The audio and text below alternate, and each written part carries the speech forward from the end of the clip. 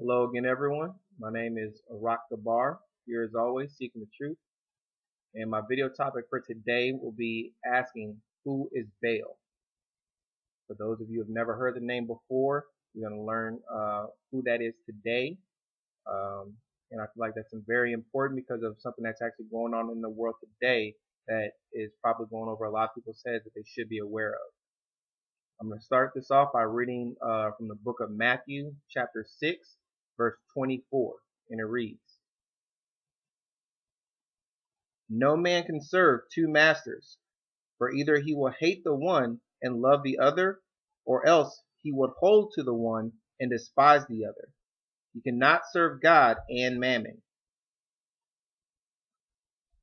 So this scripture is telling us that there are only two masters: the creator of heaven and earth, whose name is Ashar Ahaya, and then there's the deceiver of this world, who is known as Satan.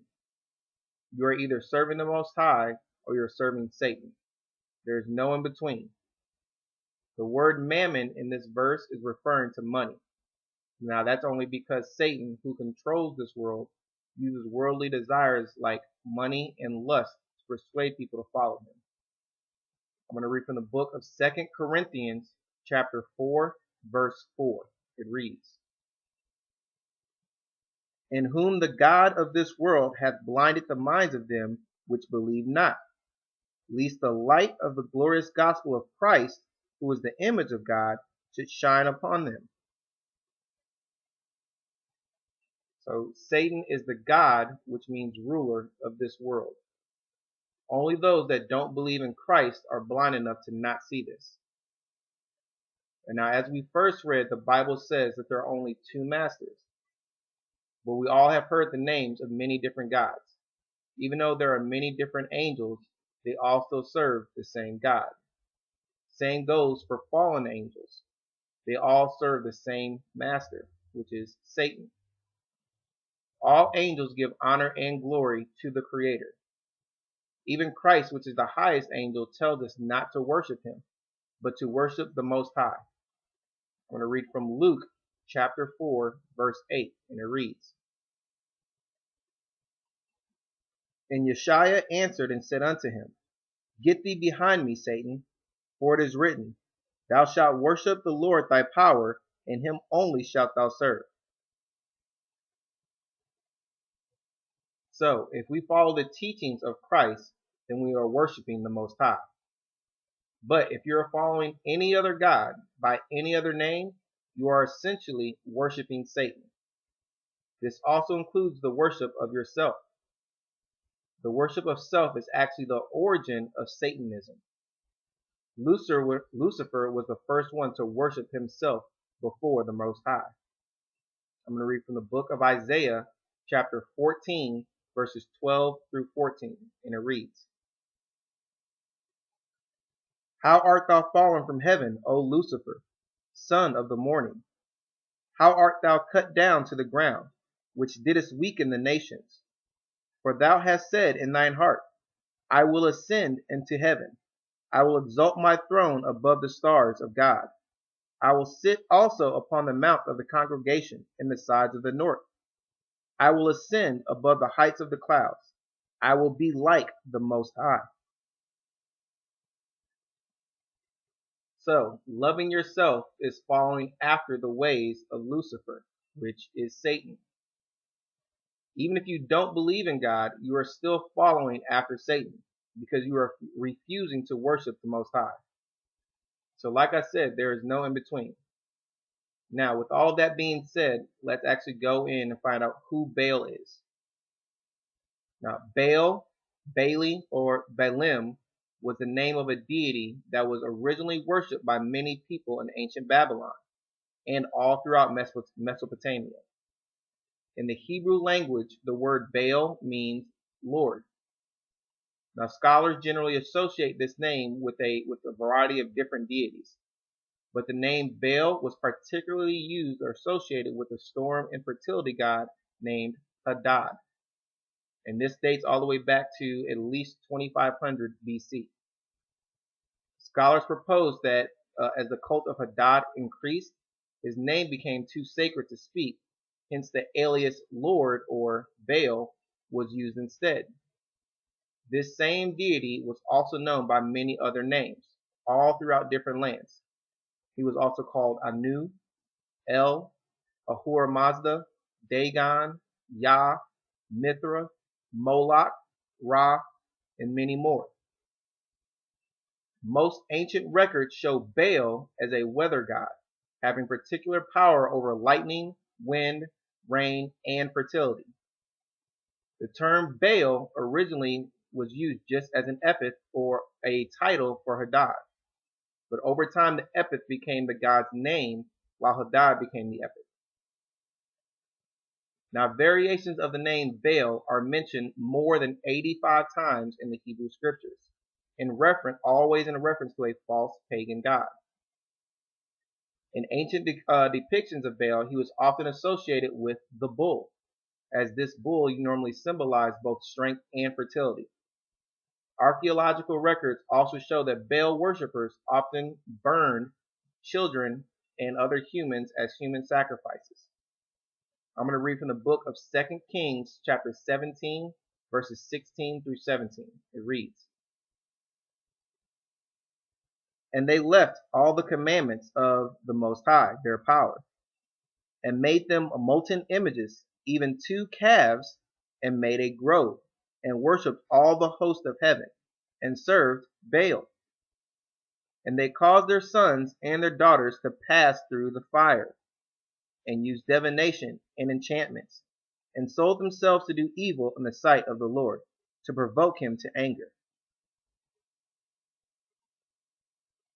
It initially was only the pagan Gentile nations that worshipped Baal, but eventually many Hebrews also ended up following after their ways and calling on the name of Baal or Baali.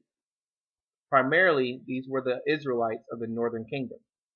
I'm going to read from the book of Judges, chapter 2, verses 11 through 13, and it reads, "And the children of Israel did evil in the sight of the Lord, and served Baalim. And they forsook the Lord,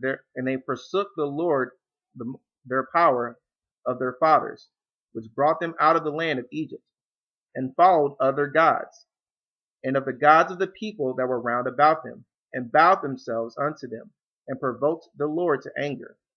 And they forsook the Lord, and served Baal and Ashtoreth." Now, the god named Baal is directly connected to the god of the Tetragrammaton. The Tetragrammaton refers to the 4 Hebrew letters YHWH. In Hebrew, this name is pronounced as Yahweh. In Yiddish, it's pronounced as Yahweh. In English, it's pronounced as Jehovah. But regardless of how you pronounce it, it's the same God as Baal. And when Christ returns, we will no longer be calling on these names. I'm going to read from the book of Hosea, chapter 2, verses 16 through 17. It reads,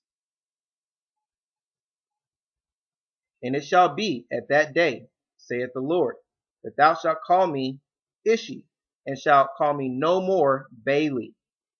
For I will take away the names of Baalim out of her mouth, and they shall no more be remembered by their name."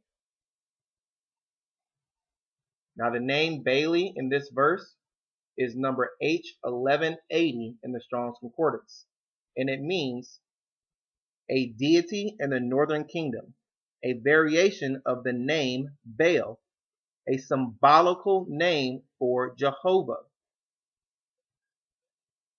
So the origin of all Baal worship began with Ham's grandson, Nimrod. Nimrod means rebellion.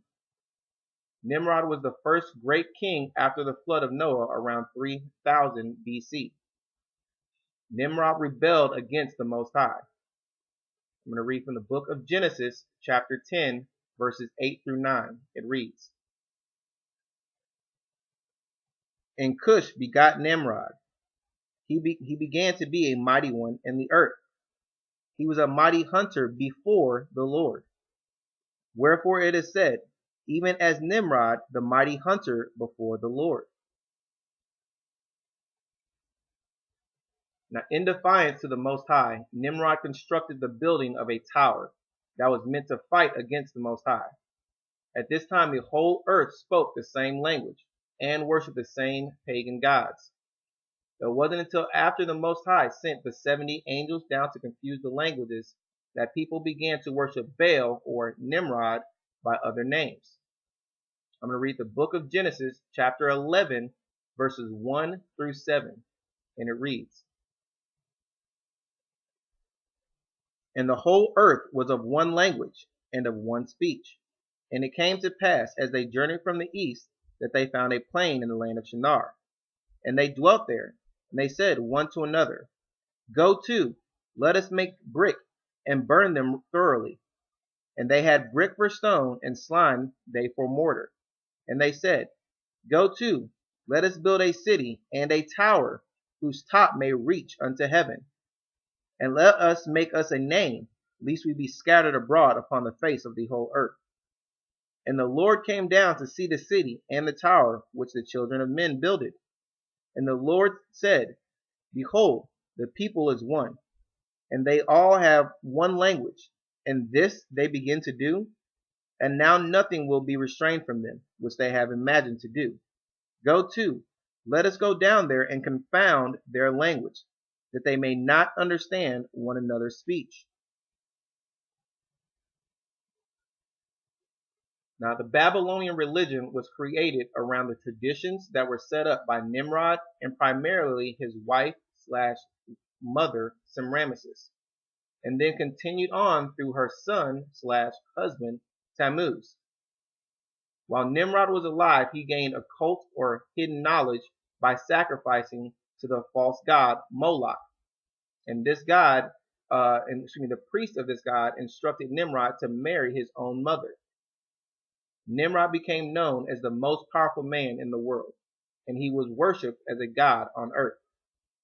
After the death of Nimrod, his wife/mother Semiramis proclaimed that Nimrod, or Baal, had defeated death by being transformed into the sun and becoming the king of all gods. By doing this, Semiramis then elevated herself to be the mother of God, and she was then known to be the queen of heaven. Now, with this new position and title, Semiramis now controlled the newly created Babylonian religion. Semiramis, now being widowed, gave birth to an illegitimate son named Tammuz, whom she also eventually married. Semiramis claimed that it was a supernatural conception, and that she was impregnated by the rays of the sun, or Baal, and that this child was actually the reincarnated Nimrod in the flesh. This actually gave birth to the false doctrine of reincarnation and the false doctrine of the Trinity. Nimrod, Semiramis, and Tammuz were all worshipped as the original Godhead. Now, since the languages were confused, the names of Nimrod, like Baal, Osiris, Saturn, Moloch, Zeus, etc., and Semiramis, like Ashtaroth, Isis, Venus, Ishtar, Aphrodite, etc., and Tammuz, which was Horus, Jupiter, Cupid, Bacchus, and Poseidon, they all continued to change over time, but essentially the religion remained the same. According to the Canaanite mythology, Baal, or Nimrod/Tammuz, was the son of El, or Nimrod, and Asherah, which was Semiramis. The Canaanites worshiped Baal as the sun god and as the storm god, and he usually was depicted holding a lightning bolt. Baal worship was rooted in sensuality and involved ritualistic sexual acts and human sacrifices. The priests of Baal appealed to their god in rituals of sexual immorality and acts of violence, and the offering of child sacrifices. I'm going to read from the book of Jeremiah, chapter 19, verses 4 through 5. It reads, "Because they have forsaken me, and have estranged this place, and have burned incense in it unto other gods, whom neither they nor their fathers have known, nor the kings of Judah, and have filled this place with the blood of innocents. They have built also the high places of Baal, to burn their sons with fire for burnt offerings unto Baal, which I commanded not, nor speak it, neither came it into my mind. So here are other examples of how followers of Baal attempted to please their gods, were also through loud ecstatic cries and inflicting injury upon themselves. I'm going to read from the book of 1 Kings, chapter 18, verses 26 through 28. It reads, And they took the bullock which was given them, and they dressed it, and called on the name of Baal from morning even until noon, saying, O Baal, hear us. But there was no voice, nor any that answered. And they leaped up upon the altar which was made. And came to pass until noon, that Elijah mocked them and said, Cry aloud, for he is a god. Either he is talking or pursuing, or he is in a journey, or peradventure he sleepeth and must be awakened. And they cried aloud, and cut themselves after their manner with knives and lances, till the blood gushed out of them. And also, as I mentioned earlier, the main animal that was associated with Baal was the bull. This is the same bull that the children of Israel began to worship after the Most High delivered them out of the land of Egypt. I'm going to read from the book of Acts, chapter 7, verses 41 through 43. It reads, And they made a calf in those days, and offered sacrifice unto the idol, and rejoiced in the works of their own hands. Then God turned and gave them up to worship the host of heaven, as it is written in the book of the prophets. O ye house of Israel, have ye offered to me slain beasts and sacrifices by the space of 40 years in the wilderness? Yea, ye took the tabernacle of Moloch, and the star of your god Renphan, figures which ye made to worship them, and I will carry you away beyond Babylon. Now the name Renphan in this verse directly corresponds to the deity named Baal. And the star associated with his worship is a six-pointed star. Now this star is commonly referred to as the Star of David, but it actually is a Babylonian symbol for the star of Moloch, which is Satan. This is the highest symbol recognized in masonry and in witchcraft. That is because this number represents the number of Satan. I'm going to read from the book of Revelation, chapter 13, verse 18. It reads, Here is wisdom. Let him that hath understanding count the number of the beast. For it is the number of a man, and his number is 666. Now this star has 6 points and forms 6 triangles, and its interior forms a 6-sided hexagon. Thus it reveals the number 666. This Babylonian star also symbolizes sexual union and reproduction. The triangle pointing downward represents the female sexual organ, and the upward pointing triangle represents the male phallus or penis. Joined together in the hexagram, they represent sexual union. This is why the hexagram, or the 6-pointed star, is a part of many ritualistic sex ceremonies practiced in the worship of Baal. Now, even though the name Baal is hardly ever used today, this worship is the source of every major religion and culture in the world. Baal worship today can be identified by its ancient symbols and rituals, which have been integrated into religious and secular architecture, monuments, images, music, lifestyle, doctrines, and more. The names may have changed, but the symbols, beliefs, and practices are all still the same. It was prophesied that there would be many false teachings of Baal that would become stumbling blocks to those of us that attempt to follow the doctrine of Christ. I'm going to read from the book of Revelation, chapter 2, verse 14. But I have a few things against thee, because thou hast there them that hold the doctrine of Balaam, who taught Balak to cast a stumbling block before the children of Israel, to eat things sacrificed unto idols, and to commit fornication. So far I've shown that Baal is simply a by-name for Satan, and how throughout history he has been worshipped by many different names.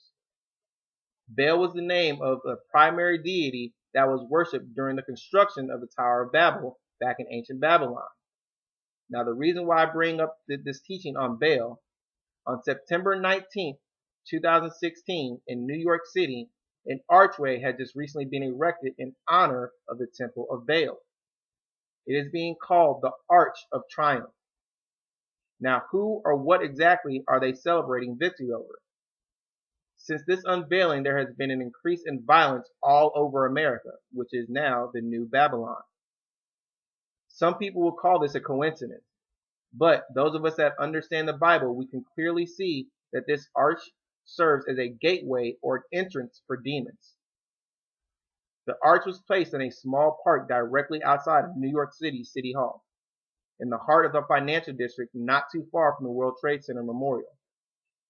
The sad part about this is that the majority of the 8 million people that live in New York have no idea who Baal is or that this archway even exists. Not to mention the upwards of 50 million people that visit New York City every year. Satan's plans for this world are continuing to be carried out right in front of our faces, and most people don't even realize it. My hope is that by revealing the truth about the God of this world, that many people will begin to wake up and come back to serve the true God of the universe, whose name is Ahia, Ashar, Ahia. Now, as usual, on my playlist, I have another video following this one that goes into more detail and pictures in reference to this temple that's erected in New York. So I highly encourage you to subscribe to my page and watch the next video on my list. And remember what you do. Remember to always seek the truth. Thank you for watching. Shalom.